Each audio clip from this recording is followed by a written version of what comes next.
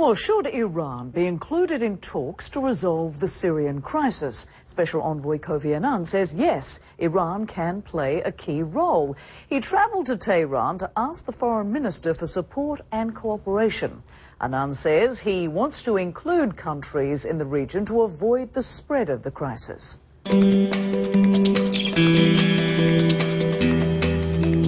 After discussing Syria with ministers in both Iran and Iraq, Peace Envoy Kofi Annan will brief the UN Security Council later today.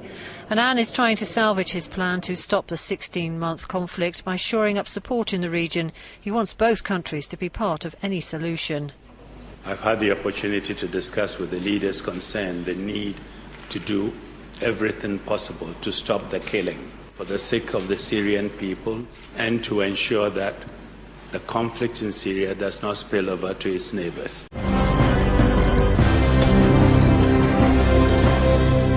Ali Akbar Salehi says he fully supports Annan's mediation efforts, but the foreign minister maintains international intervention has complicated attempts to resolve the Syrian conflict. Annan has previously expressed his desire for Iran to play a role in peace efforts, but US leaders are against that idea. They argue the country should be excluded because of its disputed nuclear program and because it supports the Syrian military.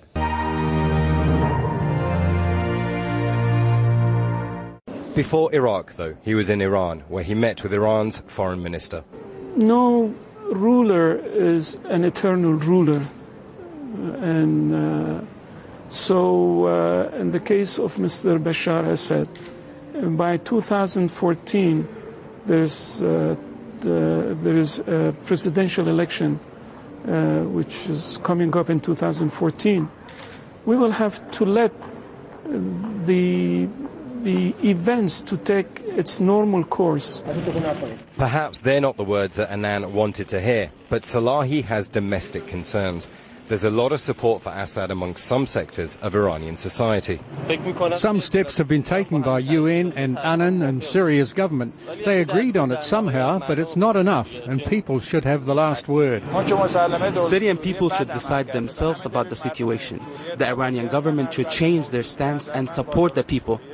This latest diplomatic maneuvering, which involves Syria's neighbours, may be a sign of desperation or an admission that the international community must engage with countries like Iraq and Iran if a lasting peace is to be found.